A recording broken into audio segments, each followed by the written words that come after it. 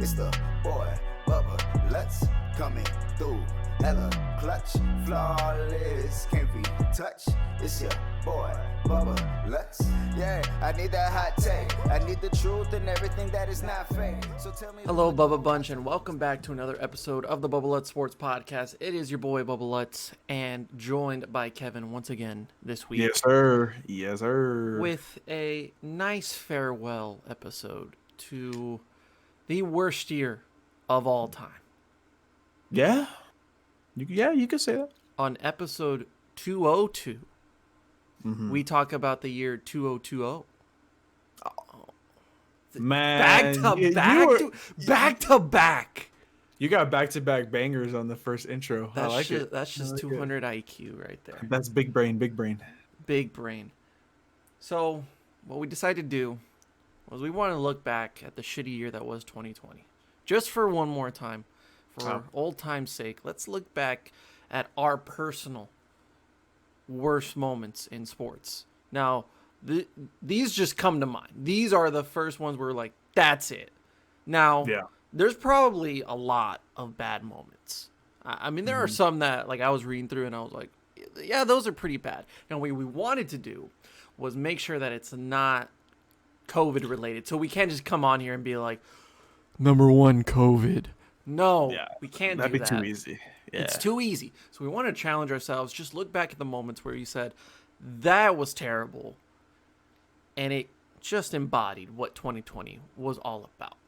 Yeah. Now, before we get into that, let's just fucking talk about how Deshaun Watson is going to be the future quarterback of the New England Patriots. Thoughts? When I saw the report today, I was two things came to my mind. One, I'm not surprised. He should get out of there. But two, didn't we just say that yesterday in the other episode? Well, we were talking about the new GM, Nick Caserio. And how one of the worst things he would do would be to trade Deshaun. And look what happened. Well, to be fair, I don't think he wants to trade Deshaun Watson. Well, no, but like, the conversation comes up like, oh, now Deshaun wants to be traded. It's like, what a coincidence.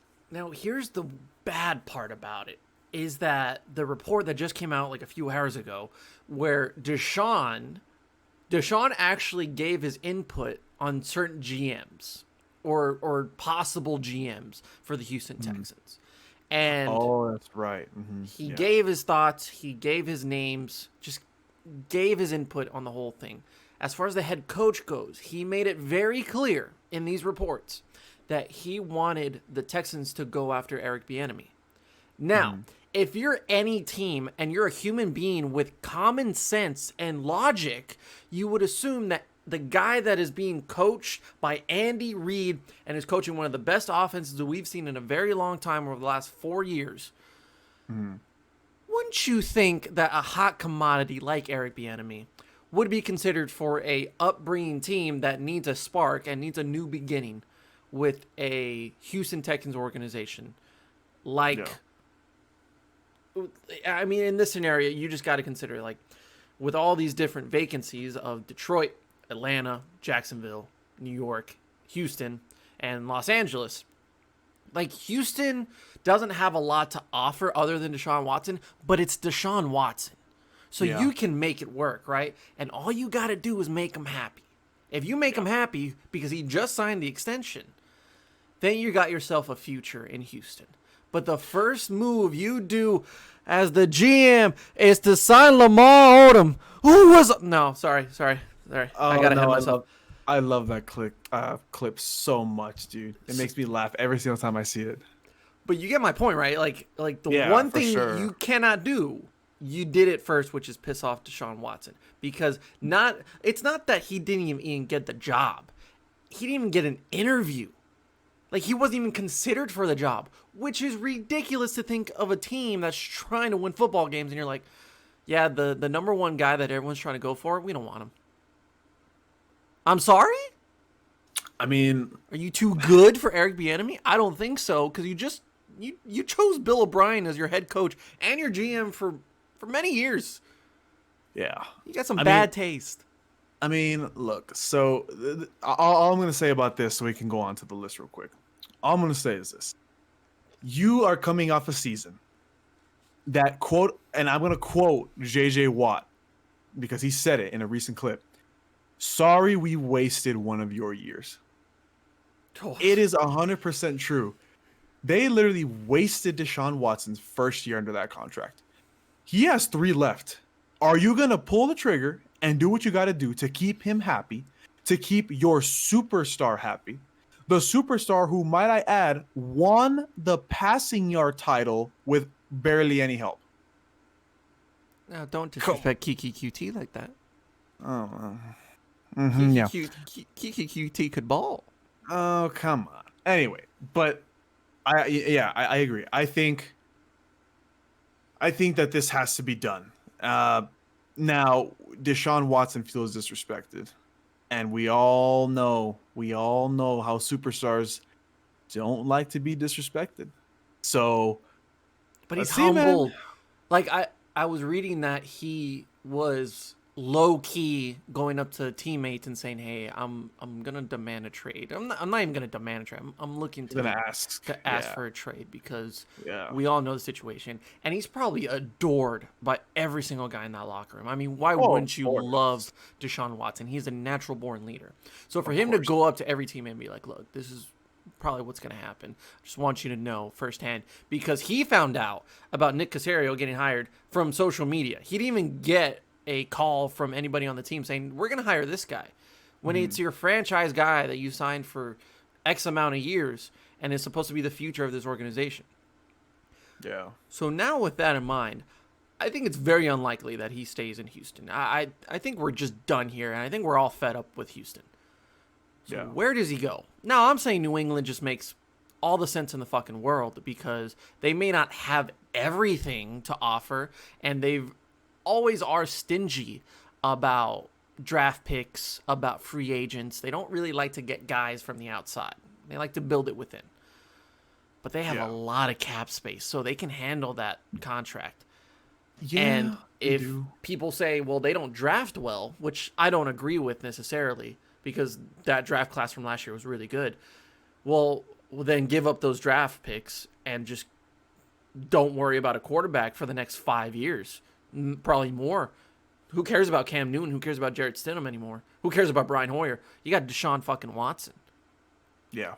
Yeah. So I'm seeing the image of number 4. I'm seeing the image of a number 4 quarterback in New England, whether that's Deshaun Watson, or if Dak wants to make the right decision because he wants to win championships, he goes to New England. There's one more possibility, though. Don't put that out there. Look, Don't I'm going to put there. that out there because I'm going to become a Patriots fan like that.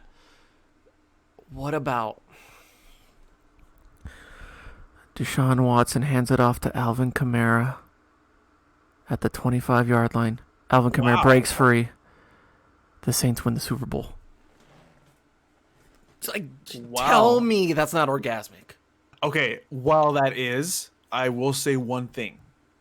The Saints right now are literally $100 million over the cap limit. So there is literally no way they could sign or take on any person's contract for the next 3 years.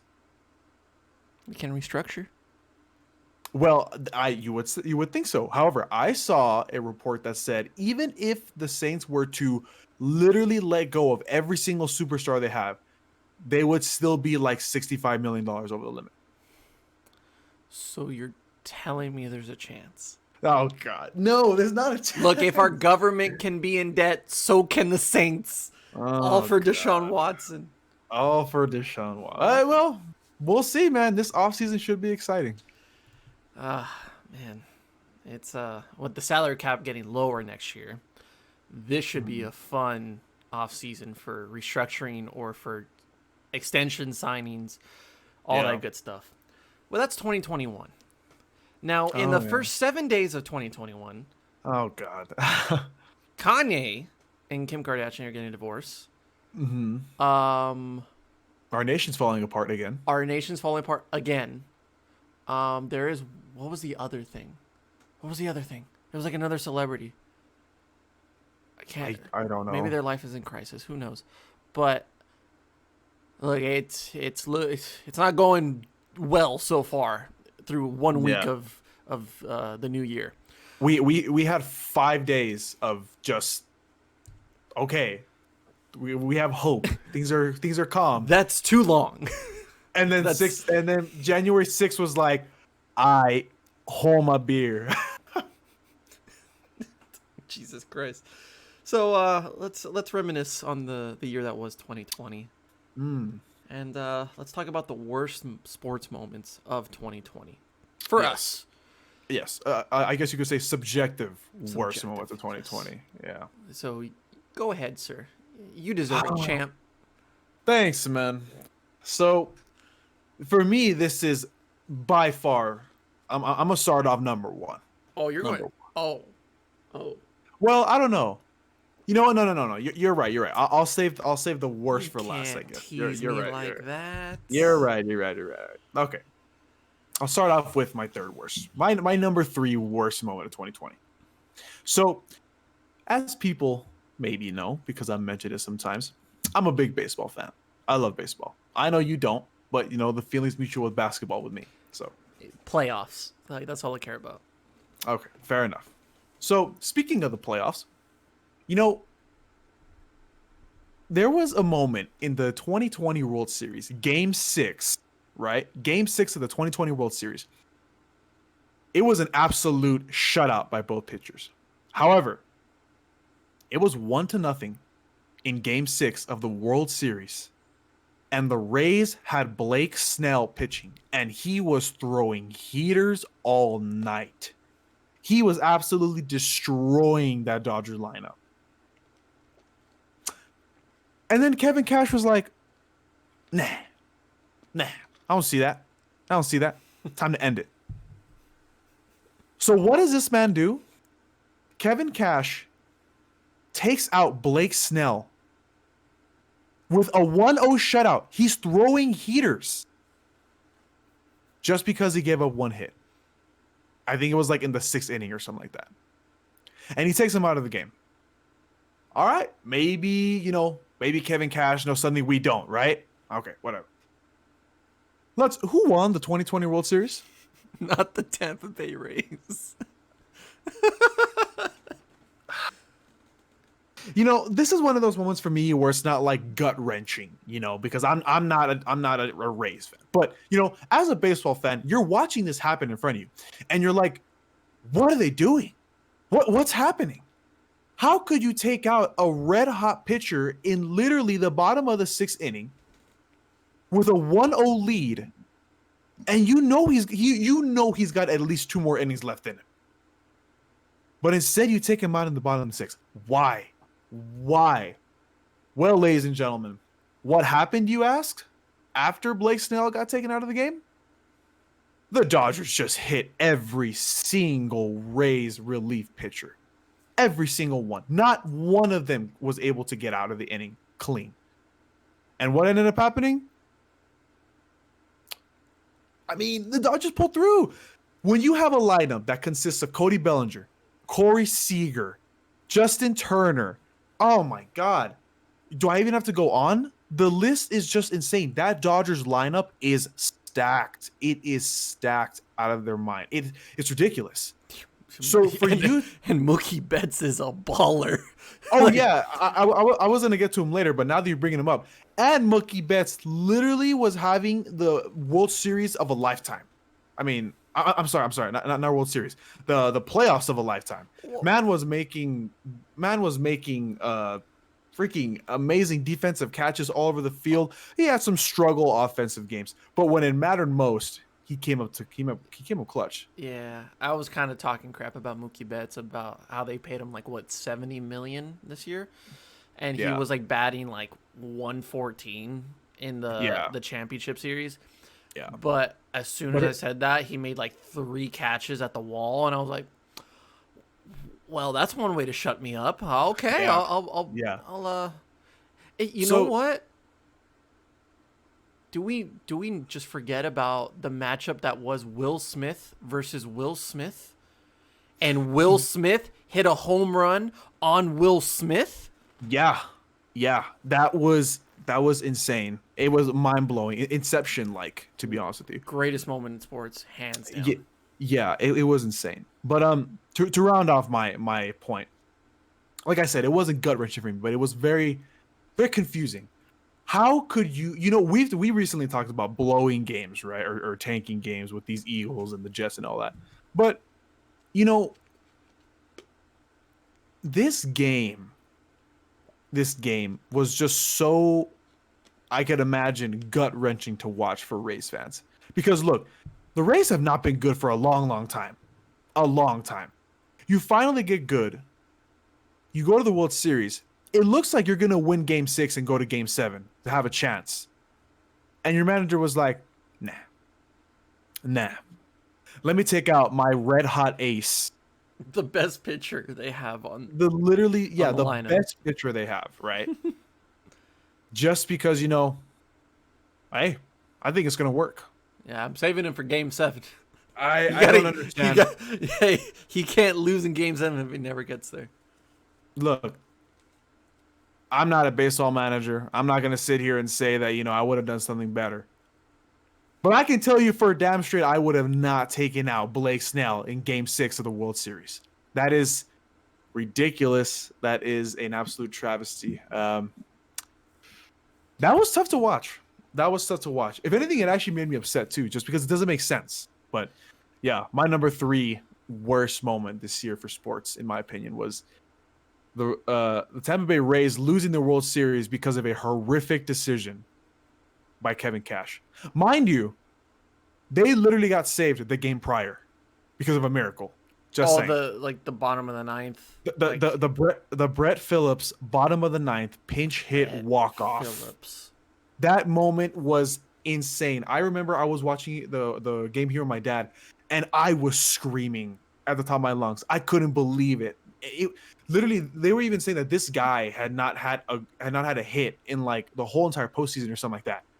And he comes up in the bottom of the ninth, the biggest moment of his life, and he wins them the game to keep them alive. Unbelievable. Yeah. Unbelievable. If you want a good laugh, look up Brett Phillips laugh compilation. Mm-hmm. That man has the absolute worst laugh in the world, but it's so funny. So when I was watching the game and I was like, the Brett Phillips? I was like, this man is just getting free beers anywhere he goes for the rest of his life. Brett Phillips is goated. He is down as a postseason hero. But unfortunately, his manager was like, nah, too bad. You're going to get forgotten. Well, too bad. I mean, it was the Dodgers series to win. They were due for one. We all know that everybody likes the underdog, though. I mean, I like the Rays. The Rays played really good in that series. Randy Arozarena was just sensational. Ooh, that guy's something. Sensational. Such a good batter. Like, he's just so composed. Yeah. In the box. I think he had like 8 home runs in just the World Series. Isn't he a rookie? Yeah. Am I wrong? No, he was a rookie. You're right. Yeah. Crazy. Insane. But well. Sir, give me your number 3. Well, you were talking about blowing games, and there was the 2 football teams that you brought up. What were they? Oh, let me see. The Tankers, and then the team that complains that the Tankers didn't let them get in the playoffs. Those 2 teams. What about the other team? What other team? From New York. Oh, the Jets? Did someone say Jets? Oh God, Jets, Jets. Oh, that team is just something else. They are 2020. Like, they are literally 2020. Yeah. There's probably 3 teams that you could say like they just explain everything that happened that year. It was the Jets, the Cowboys, the Falcons. At 4, the 49ers. No, 27 players on IR. How more unlucky could you get? Okay, but they still won some games, and they still were competing in most of those games. Not like these other bums. They'll be back. Go after Dak. Get him. Win Super Bowls. Why are you putting that out there? Shut Because up. it needs to happen. No. It needs to happen. No, you know what? No, you know 4 days into the offseason, we still haven't signed Dak. No, Just you're break right. up with me already. Cowboys, go get the number 1 pick and get Trevor. That pissed me off. You literally pissed me off with that. Because Hey, you want to get rid of Dak for some reason, it's Dak's choice. It's Dak's choice. but you're encouraging it. You're I encouraging am him because to I go. want what's best for him. He deserves the best. Oh, shut up. You're a Cowboys fan first. Shut up. No, I'm not. At this point, I'm not. Oh, okay. I'm not. Uh-huh, sure. As I have like 20 things of the Cowboys behind As me. you have a whole shrine on the left over there. Anyways, the New York Jets are. I mean, there's not even moments. It's just them. It's just, yeah, the whole season, the whole team is just 2020. I wrote down so many bulletins of why they're the worst. Please start. Go for it. Please start. So the first one I put was obviously the Greg Williams call on 3rd and 10 with 14 seconds left. Cover zero. Cover zero blitz on a 3rd and 10 with 14 seconds left, up by 4, where the fucking Raiders needed a touchdown to win it, and they were like on their side of the field. And you have one-on-one against the speedster Henry Ruggs. The Oh fastest guy to come out of college, who literally has done nothing the rest of the season. Like, he's either been injured or non-existent. His one moment to shine was against the New York Jets because Greg Williams decided to run a cover zero in the worst moment. Like, okay, at that point you gotta think they are trying to tank. Yeah, they for are sure. they are going after Trevor Lawrence. Fine, the Eagles can do it, and they get blasted for it. But when we look at the Jets and do it, we praise them. Kind of weird, right? Not gonna get into that, but look, I'm all for it. The players are going to play hard, but Trevor Lawrence is just a once-in-a-lifetime quarterback that, coming out of college, you are for sure about. Yeah, I'm for sure. looking at every single one of these other quarterbacks. I'm like, maybe, but that's a big if, right? Trevor Lawrence is it. Trevor Lawrence, like, alongside Joe Burrow, I think those were the guys that, like, yes, you Yeah. are getting a special talent. So yeah, you had the most certainty with those two coming out. 100%.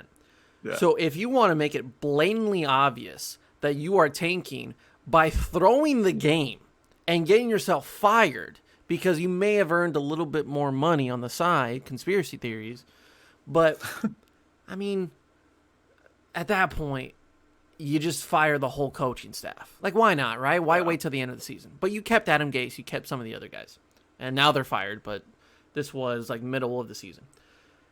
2 weeks later, you beat a Los Angeles Rams team that looks like is like the dark horse of the playoffs. I mean, they're rolling at this point with their running game and Jared Goff and their defense, and you outplay them on a random Sunday afternoon.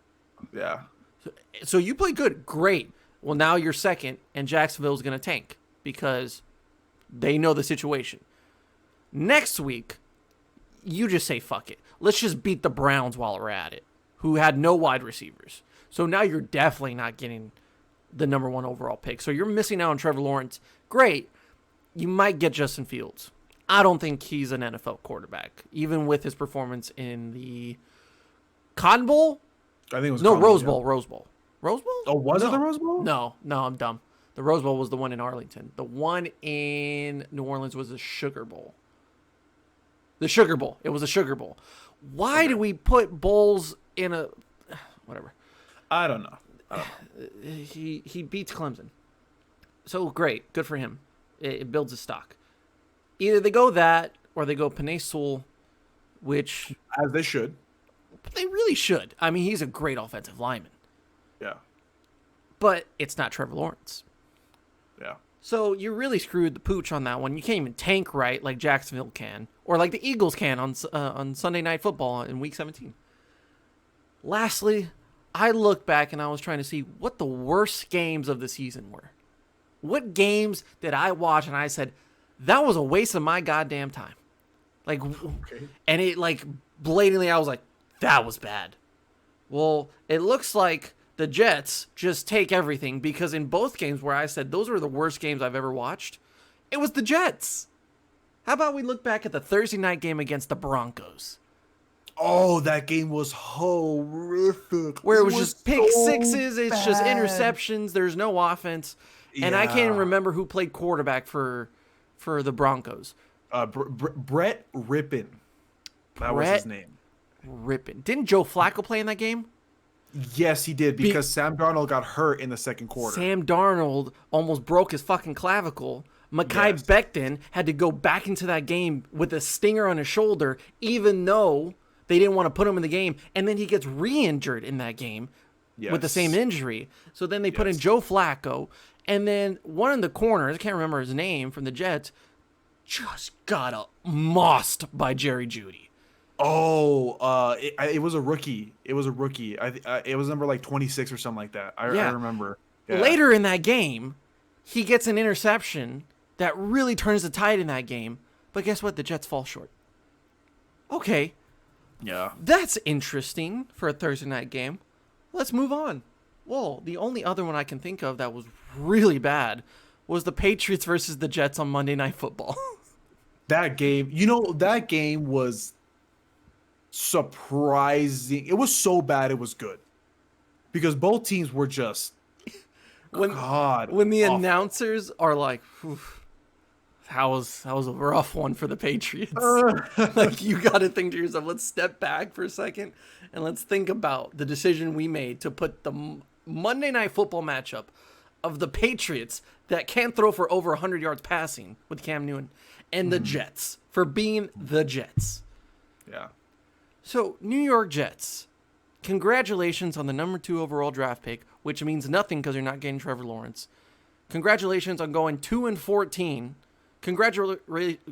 Congratulations on having one of the worst head coaches we've ever seen in football in Adam Gase. And you have like a 50-year-old running back in Frank Gore. Congratulations. Cheers. Who still wants to play, by the way? Did you see that little snippet of me and Eddie talking about, or Eddie and I talking about, this is all just a plot to get him to play with his son? Yes. Yeah. It's very possible, because he's eligible to go into the NFL next season, right? After next year, yes. Yes. So it could happen. Could we possibly have a Ken Griffey Jr. and Ken Griffey Sr. moment in the NFL? Maybe. Because we're going to see it with LeBron and his son in a few years. And it's a lot harder to do in football, guaranteed, right? Yeah, yeah. Well, in the NBA and in the NBA and MLB, it's easier, because literally you could be 19 and be in the MLB if you're a monster like Bryce Harper, like Mike Trout was. But in football, it's like, oh no, you got to be at least like 22 to be in the NFL as a rookie. Yeah. Yeah. So what we were thinking is like, well, Frank Gore ended with 16,000 rushing yards through 16 seasons of his career. So keep him on the roster, but don't give him the ball. Don't ever give him the ball. Yeah. Let's just keep him at 16,000 because that's a clean number. Yeah. And then after next season, he's all rested up, so he can go into his last season with his son. If they're on the same team, he'll just move to wherever he goes in the draft. Yeah, for sure, for sure. And then you play with him one season. They have 2 running back sets to where it's Frank Gore and Frank Gore Jr. They win a Super Bowl. He becomes the running back coach for that same team, and he coaches his son until he retires. Can you imagine that? That would be the greatest sports story of all time. That's a movie. That's literally a movie. Yeah. Blindside, get out of here. Oh, no, out of the way. Out of the water. Nah, nothing beats Frank Gore at 100 years old coaching his son. Coaching his 60-year-old son. Love it. Yeah, love it. Yeah, Jets. Well, congratulations on being the embodiment of the year 2020. Well, sir, going back to baseball, and you know what I'm going with this one, because you know how upset I was about this. So the actual scandal was happened in 2019, but it got brought to light in 2020, and everything went down in 2020. I think you know what I'm talking about. Where's my trash It is. can? Go get your trash can. Okay. Go get your trash can right now. We need it for this part. See if he gets it. There it is. There it is. Okay. There it is. I don't. All right. Okay. I don't- All right. Now, find something to bang it with. I'm gonna use my scuff, but it's Okay. like pretty old, so Okay. I can't be loud. I can't be loud. Oh God. Okay. So, yes, ladies and gentlemen, I am talking about the 2019-2020 Astros cheating scandal. Where do I even begin with this? Look, for one, besides the fact that you literally cheated the Dodgers and the Yankees out of a postseason win, first of all, besides the fact that you cheated in almost every single home game in the regular season, okay? You know, besides the fact that you just tainted the game in general, right? You get a slap on the wrist. Yeah, there they is did. no way that this happened. You literally made, I'm going to pull a Dan Orlovsky here. You literally made a mockery of baseball. Seriously. It's a joke what you guys did. You made baseball look like just an absolute joke of a sport. And it sucks because baseball's already not as popular anymore as it is. But it is what it is. You destroy the integrity of baseball. You make yourselves look bad. You make the organization look bad. You make all baseball look bad. Now, besides that, let's read off the punishments, shall we? So, It's not gonna take long. for making a mockery of baseball and for ruining two teams' playoff hopes out of cheating, let's read this. So, your general manager and your manager get suspended for a whole year. So, hey, guess what? That's already over. You get fined $5 million. $5 million. You know, that's nothing. That is literally nothing. $5 million. That's what Mike Trout makes in like a second. Yeah, for real. And then you lose your first and your second draft pick of the upcoming draft, which already happened. So, whatever. Yay. Okay. That's what the organization got. Okay, so, you know, organization, they get hit, you know, whatever. What happened to the players? You might ask. Nothing. Nothing happened to the players. They were forced to give a literal half-ass apology at a press conference. It wasn't an apology. It wasn't even an apology. They were literally just saying, well, you know what? You know, it is what it is. You know, people try to get a competitive advantage. We're just gonna focus on this year. Huh? Cheating is a competitive advantage? Look, in baseball, you steal signs, but don't do it the way you did. If you steal signs because the catcher's dumb enough to let you see it and the code is horrific, Yeah. that's on them. Yeah. That's on them. That is on the opposing team's coaching staff for not doing a good enough job of hiding the signals. That's on them. But you used video software and you used... Go for it. Oh shit. There we go. That, was a you good used- one. That was a good one. Yeah, I was going, yeah. You used that to win all of your games at home and to take two teams out of the playoffs. Look at what happened in Houston against the Yankees. This one affects me personally because I'm a Yankees fan. In Houston, you literally are barely winning these games by one run. 2-1, 3-4, 5-2, right? You go to Yankee Stadium, you get demolished. Each game was an absolute demolish of a team that they did to the Astros. The Yankees did the Astros, I'm sorry. You go back home for game 6 and 7, you barely win by one run. Same thing with LA. You go to LA, you get hammered. But you come back to Houston, oh, you're winning 12-11, 12-13. Really? Come on, man. Come on. So, who does this fall on? One, it falls on the Astros for obvious reasons. But two, this falls on Rob Manfred. It is an absolute joke that Rob Manfred did not suspend Carlos Correa, Alex Bregman, Jose Altuve. There's no way they did not get suspended for this. I think Yuli Gurriel as well, I think, was a part of that roster as well. There is no way that they didn't get suspended for this. All you said, you know what, guys, just say an apology. That's it? Why? If this were to happen in the NFL, we all don't like Roger Goodell. We know. But if this were to happen in the NFL, you know for a fact that there would be way more done. Not because of Roger Goodell, but because of the pressure, because of the stakes that would be put onto these players, and because of the commission. People would riot. Exactly. So it is an absolute joke that Rob Manfred made these guys do a apology, and that's it. And nothing happened to them. And they were still able to play, and they were still able to get to the playoffs, and they were still able to knock out one team. It's a joke. It's a joke. Hands down for me personally, the most aggravating sports moment of 2020. Hey, what did it sound like again? Fastball. Oh, also, last little thing. Look at Jose Altuve's stats at home and away games in 2017. Oh, shit. Just saying. Yeah. I think the worst part is that they still recognize it as a championship. Yeah, they haven't put like they haven't revoked it, or they haven't put like an asterisk on it at least. It's ridiculous. The Houston Asterisks. The Houston Asterisks. Yeah. So. Yeah, that's bad. That's really bad. That felt good. That felt good. Well, second on my list, worst sports moments of 2020, goes to the apparently unanimous NBA favorites to win the title going into the bubble, which was the Los Angeles Clippers.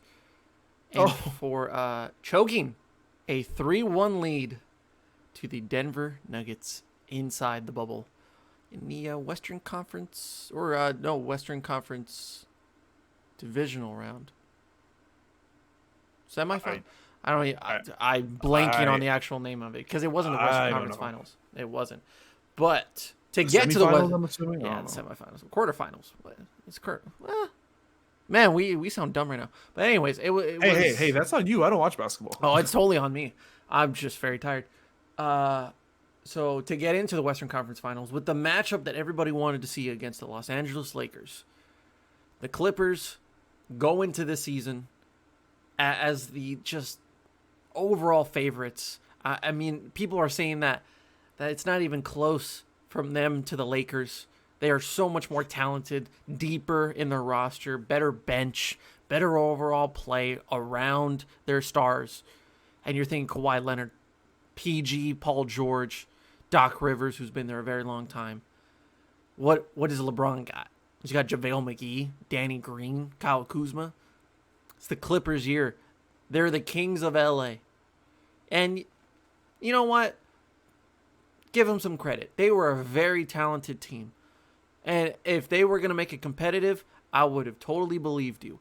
But for you to say that it wouldn't have been close, insiders, analysts, reporters on ESPN go on NBA Live, NBA Insiders, whatever the show is, and they say it in just point blank national television.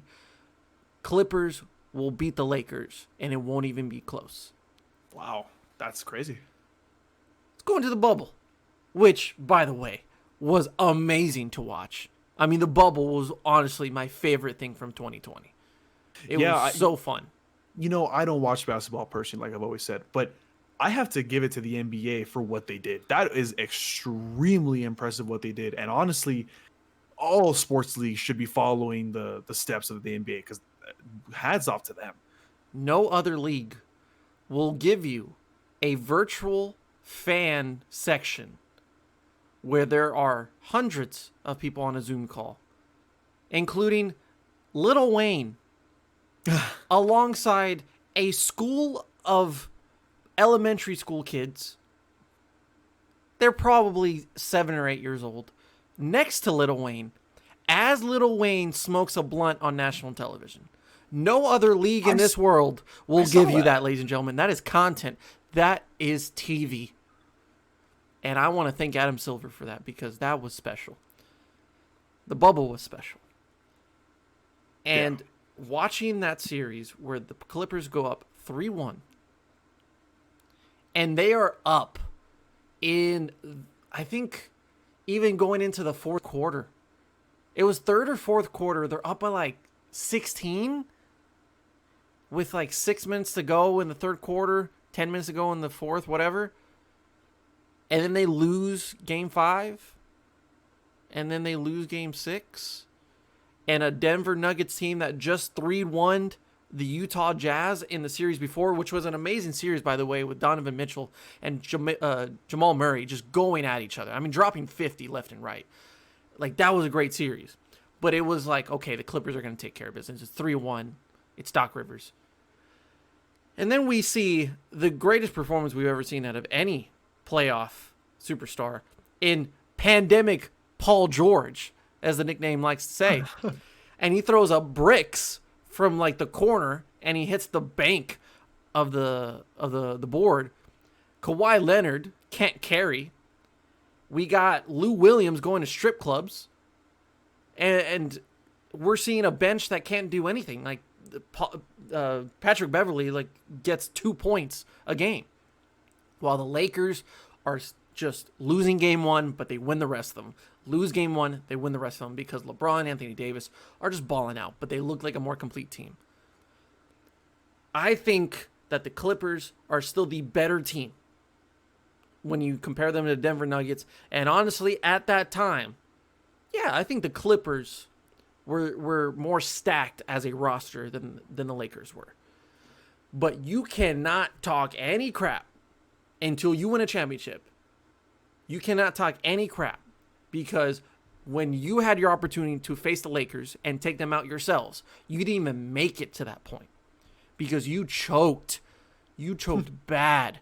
Paul George choked. Kawhi Leonard, he's not a guy that's going to put up 50 points. It's just not him.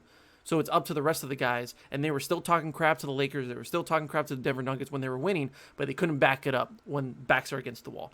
It cost Doc Rivers his job, and it really brought an end to an era of the Clippers to where they had so many opportunities to win championships, like Lob City era with Blake Griffin and Chris Paul, this era of bringing in Paul George and Kawhi Leonard.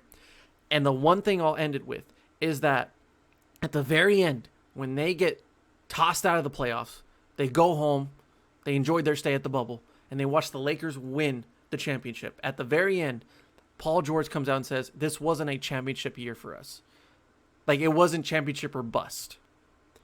Sir, there is no way that the Clippers organization is going to pay you, pay Kawhi Leonard, and pay a bunch of guys to be around you for you to say that it's not championship or bust.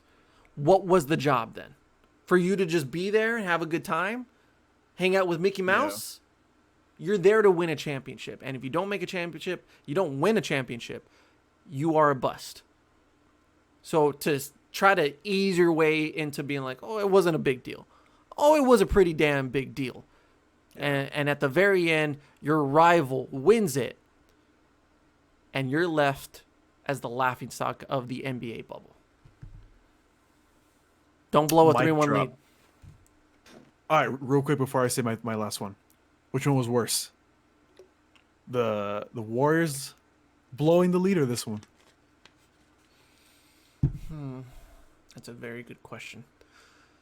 Now, I think, the running joke is that the Warriors blew a 3-1 lead. But really, you got to give it up to LeBron and Kyrie because those games to where they needed to come back, like the Warriors played good for much of those games, but LeBron and Kyrie were just too much to contain.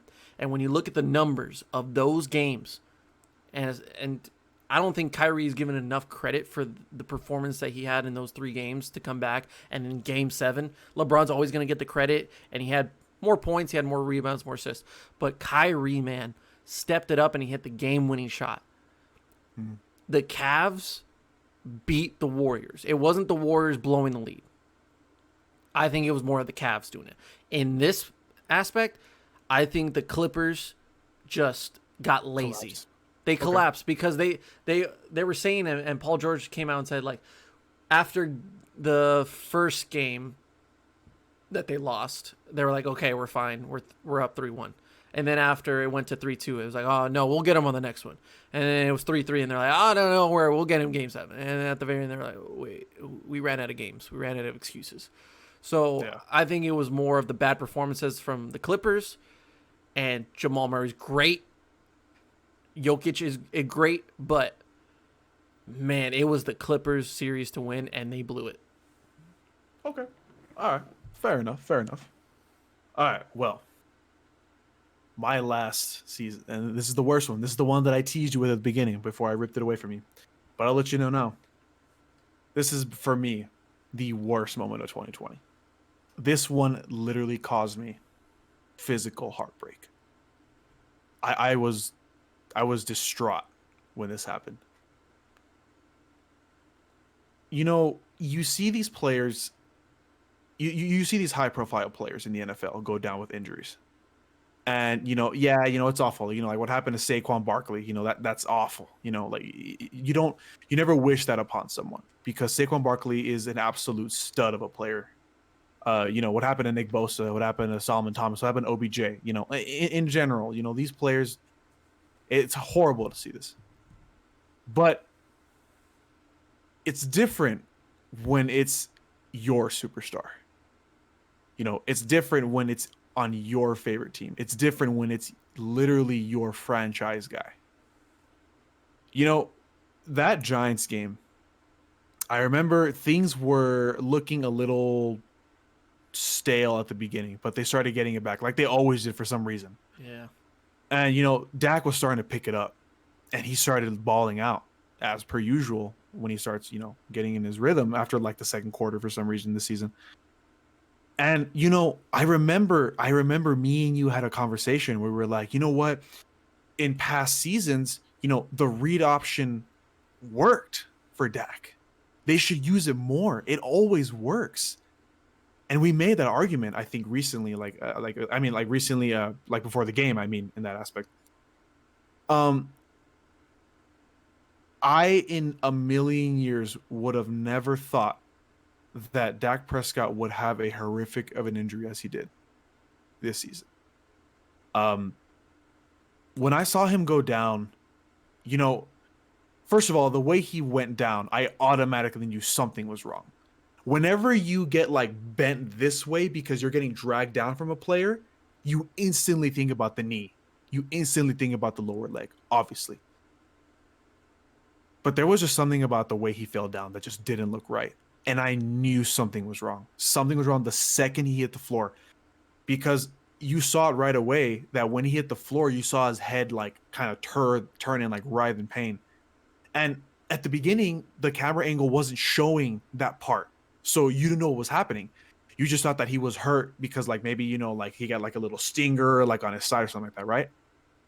But then the camera towards the sideline gets turned on. And oh my God, you see his foot, you see his ankle, and it is just not where it's supposed to be. It is.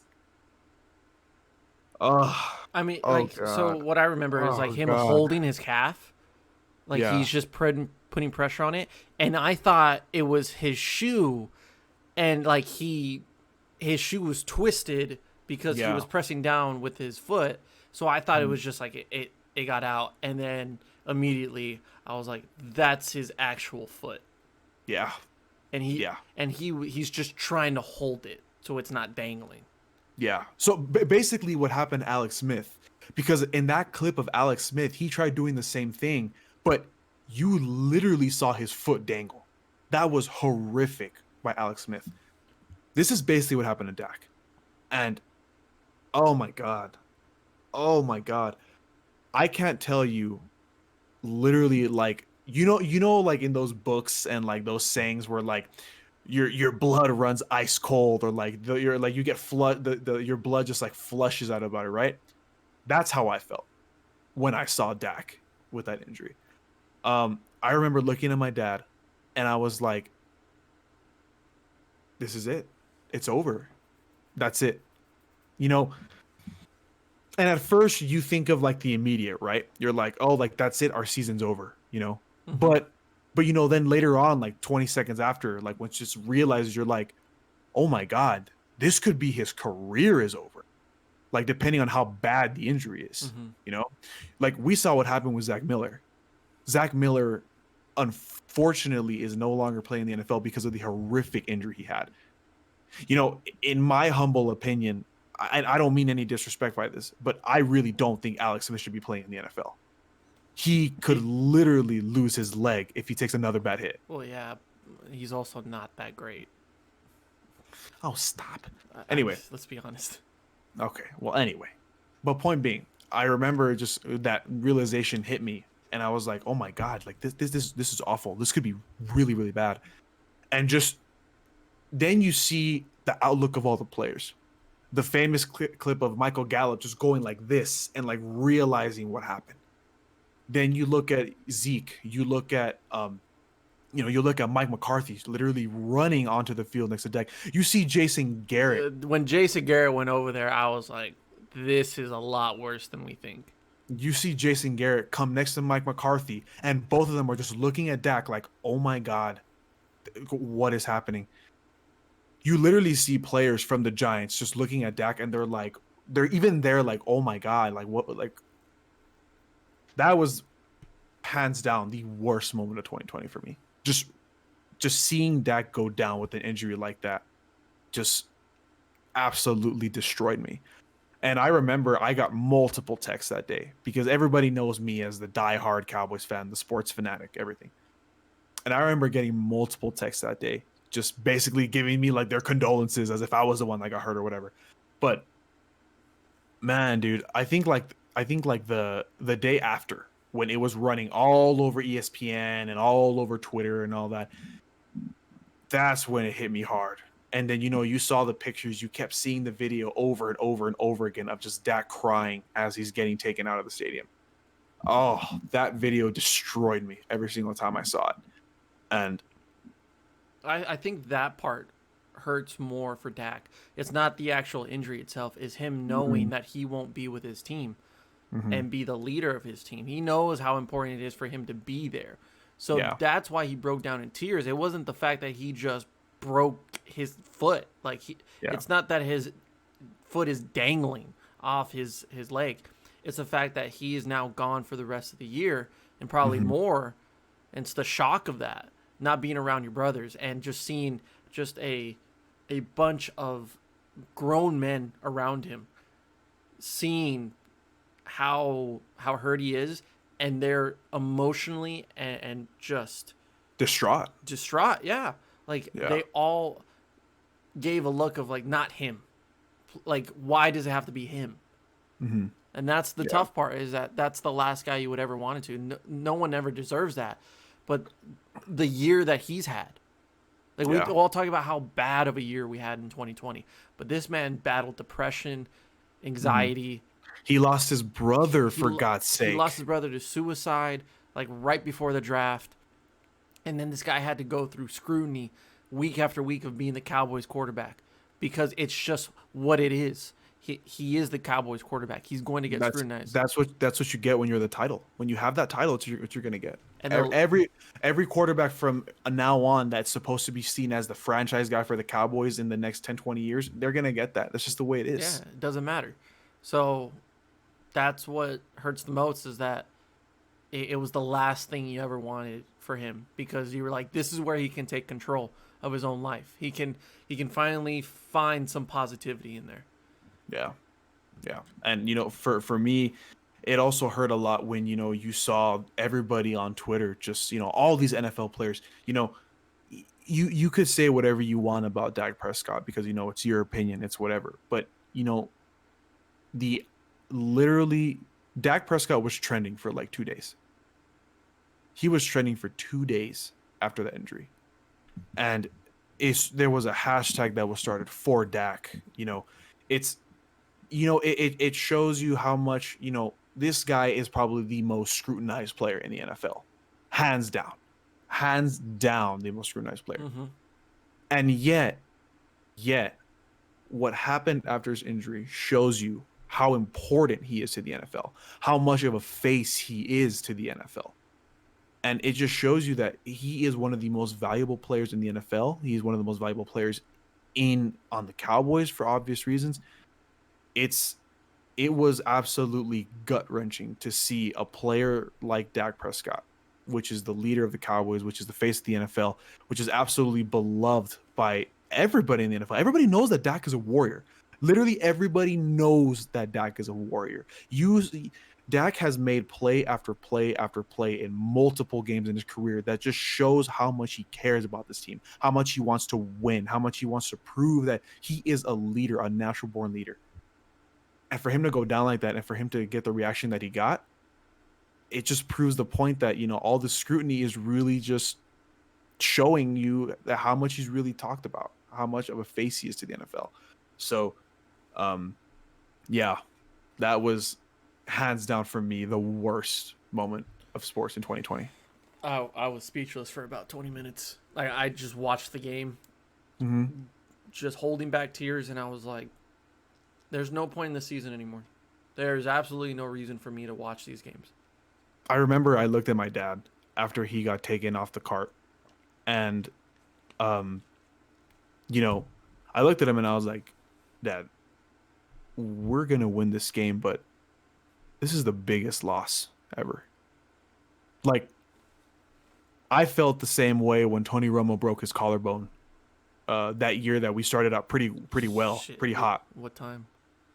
It was 2015, because we started off like 3-1, and then he broke his collarbone, and it just fell downhill completely. I think like midfield, and he's on his back, and they just have the camera shot right over him. Yeah, and he's just like writhing in pain, holding his collarbone. Like I felt the same way with that moment with Tony Romo, with what I felt with Dak, and it's gut wrenching. It sucks. Well, there's only one thing that was worse than that. And I know it didn't hit you as hard because you're not a big basketball fan, but Yes. But I know the impact that it had to millions across the world. and that's the thing about it too, is that to a lot of people that didn't watch basketball or weren't invested in the sport, the impact that it had on their lives, and for them to reach out still and to know the severity of the loss just showed how important Kobe Bryant was to the world. Yeah, no, for And sure. We're closing in on a year already. I literally started my YouTube channel a few days after he passed, like right at the end of January. Yeah. But I still remember the moment. I was in the parking lot going into work, and I read a tweet. It was like TMZ reports that Kobe Bryant has passed away. And I was like, you're joking. Stop it. Like, TMZ that is disrespectful. And I just didn't want to believe it. So then I go to the break room, and they have it on CNN, and they're showing the video footage, and they're saying Kobe Bryant has passed away. It's official, and so has his daughter Gianna. At that point, I talked to my manager after, and he said, I have never seen you so blank-faced and you looked sick. Like, I've never seen that look on your face ever before, because I just thought, I just had a flashback to when I was like at a wedding when I was, man, I must have been 12 or 13, because it was the NBA Finals where the Lakers were playing the Celtics. And I remember someone had a phone and they were watching the game on it. Like, all of us were bunched together. And it was the first time really that I started watching the finals and basketball. And it was the Lakers versus Celtics. And the one guy that stood out was Kobe Bryant. I was like, oh, I've heard of this guy, but how good is he? And that man was instantly, I was like, this is a great player. This is what the standard is. And from that point on, I'm not going to say he's my favorite player. I'm not going to lie and say that I fell in love with the Lakers and Kobe Bryant. I was the biggest fan. No, I was just a casual fan. I liked certain players. I liked some teams, but not all of them. Like I follow the Mavericks, but I like Dirk more than I do the Mavericks. I like Kobe Bryant more than I did the Lakers. Yeah. But what he did for the game and the moments that I went back and watched because of him. But most importantly, like after the incident, you just see all these documentaries and all these moments of why Kobe Bryant was great. And after he retired, his love for the game of basketball transferred over to his daughters, who, like, it sucks because he never had a son, but he always was like, that doesn't matter to me. I have gifts in my daughters. And Gianna, who was amazing at basketball at the age of like 13, I mean, she was considered to be a great WNBA player at some point. Like, she was going to be that next great player in the league because she learned from the best.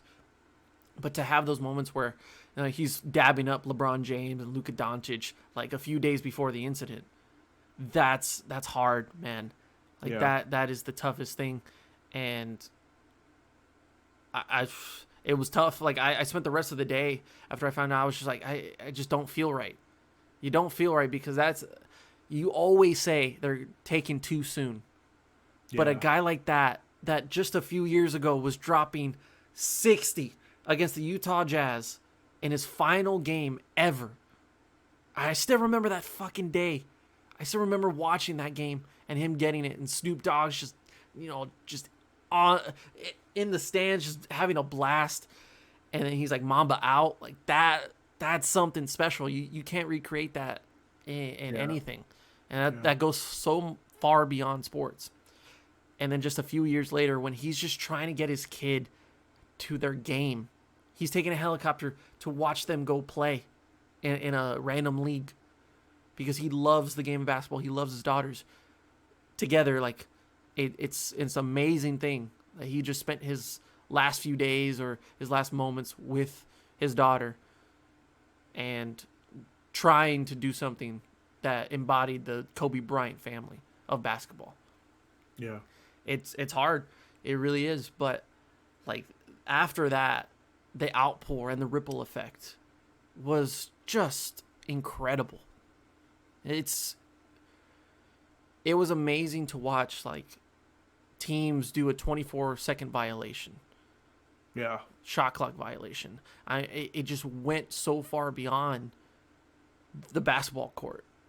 But like some of these performances that these guys were putting up after Kobe passed away, and then like moments where the Lakers are in the finals and they're leading, or I think it was maybe the Western Conference Finals, but it was like they're up 24-8, which were Kobe's numbers, and the time was like something related to Kobe as well. And it's like you can't script that. Like that just happens. I just feel like Kobe's there. Like just because he's gone doesn't mean he's gone. I feel like Kobe's still with all of us. So it sucks that it had to go down like that. But I don't think he'll ever be gone. Even today, I still see like Kobe Bryant pictures, and I'm like all for it. Like I'll look into it, which is amazing. So the one thing I just want, and I think it's the most obvious decision, is make Kobe Bryant the logo for the NBA. Why haven't we done that? Because we are a year past the point of Kobe Bryant passing. And still, I think about it every day. For a long time, I had Kobe Bryant as my wallpaper because I just felt motivated. Because the Mamba mentality was just something different. So, to this day, just at one point during my day, I just think about Kobe. Don't know why. He's not my favorite player. He's not a part of a team that I love. Like he's just a great player, but a great person that impacted the game far beyond most people that play it. Yeah, he's in the 1% of athletes. Oh, for sure. I mean, I guess like to end it off real quick, I'll give my perspective of that day. I remember I was at work and a coworker of mine came up to all of us because we were just kind of, you know, congregating like in the middle, and we were just talking while we were serving customers or whatever. The customer, it was literally like a moment that was set up. You know, like the customer left and the restaurant was empty. We were out for like 5 minutes or whatever. And my coworker came up and she was like, Kobe Bryant just died. And I was like, there's no way. Stop. You know, obviously, like the obvious reaction, right? Like, there's no way. Stop lying. And then she showed me her phone, and it was an actual report, a press release. And like clockwork, a huge rush of customers came, and literally all you heard was just Kobe, Kobe, Kobe, Kobe, Kobe. Everybody was just in disbelief that Kobe died. Everybody was talking about Kobe. When they sat down to eat, they were just talking about Kobe. And, you know, like you mentioned when you first started, you know, I am not a fan of basketball personally. I don't like basketball. I don't watch it. I've never really been a fan, to be honest. But, you know, there's staples in each sport. You know, when you think about, you know, the NFL, you think about Tom Brady, you think about Peyton Manning, you think about, you know, um, you know, I guess Patrick Mahomes, Aaron Rodgers, right? When you think about basketball, the first person that comes to mind right away is, you know, LeBron, Kobe, right? Those two players, Steph Curry, right? But with Kobe, it was just something, like you mentioned, it was just something different. And for me, that whole entire day, I think that was the day that I understood how immense of a figure Kobe was to the community, because I wasn't aware. The whole entire day, every single customer that came into that restaurant, it was something about Kobe, something. And that's when I realized that, wow, Kobe was just something special that this world had. And it got ripped away way too soon. And, you know, in the coming days, I started seeing what Kobe did for the NBA, for his daughter, for basketball in general. It was sad. It was sad to see such a person in this world get taken away from us because he has so much to offer. So, you know, in my situation where I don't like basketball, I never really watched it. It didn't hit me as hard as for obvious reasons. But even with that, I still learned and I still understood how, you know, dramatic. Well, not dramatic. That's not a right word, but how intense this situation really is for a lot of people. And yeah, I just, because I talked to some of my friends that do like basketball, and they were telling me like their, you know, feelings about Kobe, you know, how they felt and how much they admired him and loved him. And yeah, it sucks. You don't have to like the game. You don't have to understand the general aspect of the game like I do, but, you know, it's hard not to understand how big of a person Kobe was for basketball.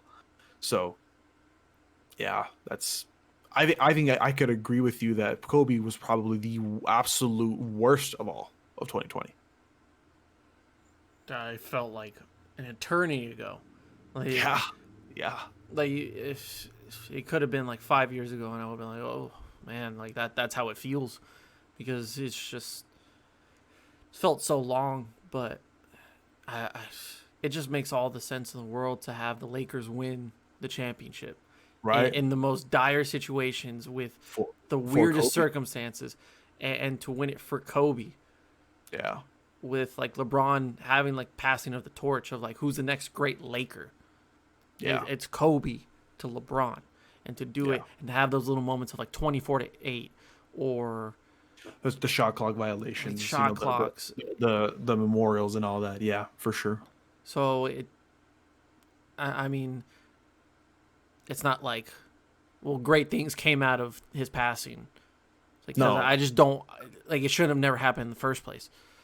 But just, I've only had two individuals pass away where I'm like, that hit. I mean, that was something else. It was Kobe and Mac Miller. Like, I cried for Mac Miller. Yeah. And I was just emotional with Kobe. And then I started thinking about, I was like, what if we lost? Like, and I'm not trying to be weird about this, but I was like, I don't see any athlete right now where I'm like, if they passed away, it would be that significant like it was for Kobe. Oh, I do. For me personally, if Derek Jeter were to pass away, I would bawl my eyes out. That is an interesting one. For me personally, because like I said earlier, I love the game of baseball. I love it with all my heart. I watch baseball and football, religiously. They're my two favorite sports. If Derek Jeter were to pass away, I would bawl my eyes out. I don't think I'd be good for a long time, for a long, long time. It's just terrible timing, man, because I felt like Kobe had so much more to give to the game. Oh, absolutely. Which is crazy to think about because he gave so much as a player, as a influencer. Like, think about, like, most of the players in the league are influenced by Kobe. They build their game around Kobe. Watch the Phoenix Suns. Just watch the Phoenix Suns and you're like, that's Kobe Bryant. Like, they are trying to be Kobe Bryant. And that's a really good thing because he just set a new age for players as far as an offensive beast, just a tenacious defender. Like, those are the types of things that you want to build as an individual playing the sport of basketball. So his impact is going to go far beyond these 2010s, 2020s era. Like, it's going to go far beyond that. So at least there's some part of it where you're like, there's still Kobe in this, even though he could have been a tremendous coach, part of an organization like the Lakers and been a GM or player personnel, whatever. Like, he would have done more to the game, and he would have watched his daughters probably become the greatest WNBA players of all time and probably one of the best basketball players of all time because it's connected to Kobe. Yeah. 2020. Thank God you're in the rearview mirror, but 2021 ain't that good so far either. So we'll see. Let's not break into the Capitol. Let's not talk about how Kanye cheated on Kim Kardashian with Jeffree Star. That's right. Yeah. Let's just have a normal fucking year, all right? Can we just calm down, please? Like, can we just live life for what we have right now, please? Can we focus on getting rid of this pandemic? Can we wear a mask properly? Can we follow restrictions? Can we please? I feel like I speak for millions of people when I would like to go travel. I would like to go to events. I would like to see my friends that are not in El Paso. Come on. It's not that hard. Just do your part. Can I get my stimulus check, please? That's a little selfish, but where the fuck is it? Be patient. Hell no. I qualify. Still didn't get my money. All right. The stimmy. The stimmy. 2021. It's, we'll see. I was gonna say like it's gonna be a great year. I'm just gonna play it safe. We'll see. Let's play this a day at a time. One day at a time. One day at a time. All right. So this has been the worst moments of 2020. We are finally throwing that in the trash can and slamming it to make sure the Astros know that it's a fastball. How about that? And to make sure that they get the fastball out of here. Out of here. Win them a championship. So, thank you, Kevin. Thanks, man. We still got the preview for the playoffs. That should be a fun one. So, and then we'll have the review of it over the next couple of days. So, continue to watch and listen to the podcast. And we'll see you next time on the Bubble Up Sports Podcast. Yeah, hold on. Tell me who's your top 5 quarterbacks right now, dead or alive, huh? And how much do you care about a ring if the best player got carried by the team? Now, would you lose if it been a better draft?